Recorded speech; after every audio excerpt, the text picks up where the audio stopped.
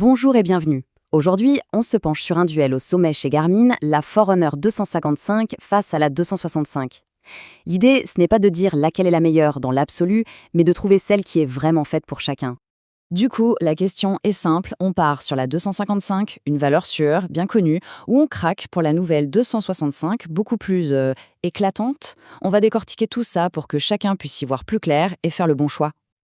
Allez, on attaque direct avec le cœur du sujet, la différence qui saute aux yeux et qui en fait conditionne presque tout le reste, l'écran. On a donc deux philosophies. D'un côté, la 255 et son écran transflectif MIP, un nom un peu barbare, Memory in Pixel, mais l'idée, c'est qu'il utilise la lumière du soleil pour être encore plus lisible. Et de l'autre, la 265 qui débarque avec un magnifique écran AMOLED tactile, le même genre que sur nos smartphones, avec des couleurs qui pètent et des noirs vraiment noirs. Bon, et concrètement, qu'est-ce que ça change au quotidien? Ce tableau, il résume parfaitement le dilemme. L'écran de la 255, le translectif, c'est le champion du plein soleil. Il est imbattable et en plus, il est toujours allumé. Par contre, les couleurs sont un peu fades. L'AMOLED de la 265, lui, c'est tout l'inverse. C'est une explosion de couleurs, c'est superbe, mais ça consomme beaucoup plus. Du coup, pour sauver la batterie, il doit se mettre en veille. Mais attention, il ne faut pas s'arrêter à l'écran. Ce qui est super intéressant, c'est de voir que sous le capot, en fait, ces deux montres sont quasiment des jumelles. Voyons un peu ce qu'elles ont en commun.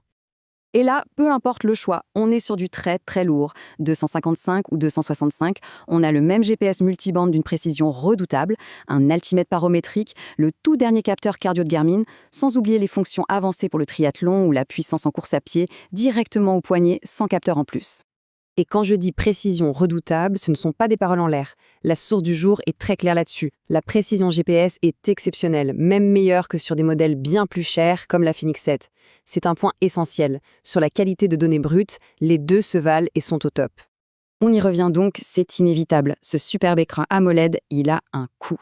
Et ce n'est pas qu'une question d'euros, c'est surtout une question d'autonomie. Là, les chiffres parlent d'eux-mêmes.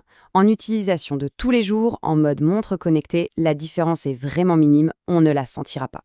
Mais dès qu'on allume le GPS pour une activité, l'écart se creuse sérieusement. La 255 tient 30 heures en GPS seule, la 265 seulement 20. 10 heures d'écart. Pour les sorties longues ou les ultras, ces 10 heures peuvent faire toute la différence. Bien, passons maintenant aux derniers éléments qui vont faire pencher la balance, les petites exclusivités logicielles et bien sûr, le nerf de la guerre, le prix. La Forerunner 265, elle a une botte secrète, le score de préparation à l'entraînement. C'est un petit indicateur super malin qui va tout compiler. Le sommeil, la récup, la charge d'entraînement, et qui va donner une note sur 100. En gros, c'est un guide pour savoir si aujourd'hui on peut y aller à fond ou s'il vaut mieux se calmer un peu. C'est assez précieux. Et voilà, le chiffre qui fâche, ou du moins qui fait réfléchir. 100 €. C'est la différence de prix de départ entre une 255 musique et la 265. Et ça, c'est un argument de poids dans la décision finale. Ce graphique le montre très bien. La 255 de base, sans musique, démarre à 349 €. Si on veut la musique, on passe à 399. La 265, elle, a la musique d'office et elle est à 499 €. Le calcul est donc 5, c'est 100 € de plus que la 255 musique ou même 150 de plus que la version de base. Ok, on a posé toutes les cartes sur la table. Maintenant, il est temps de synthétiser tout ça pour aider à faire le choix le plus juste. Pour se décider, finalement, il suffit de se poser 3 questions. C'est tout. 1. Le budget. Est-ce que le super écran et la préparation à l'entraînement valent cet effort de 100 € ou plus? 2. La priorité pour l'écran.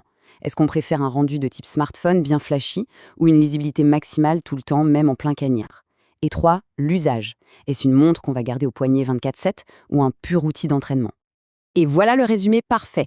La 255, c'est le choix malin, le choix de la raison. Pour qui cherche le meilleur rapport performance-prix, une autonomie de marathonien et une lisibilité parfaite au soleil, c'est elle.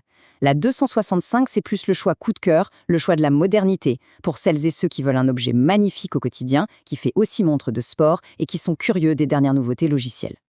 Au fond, tout se résume à cette unique question. Les deux montres vont donner des données d'une précision quasi parfaite. La seule, la vraie différence, c'est comment on va les regarder. Alors, le plus important, c'est quoi? La substance brute des données ou le style avec lequel elles sont affichées? À chacun sa réponse.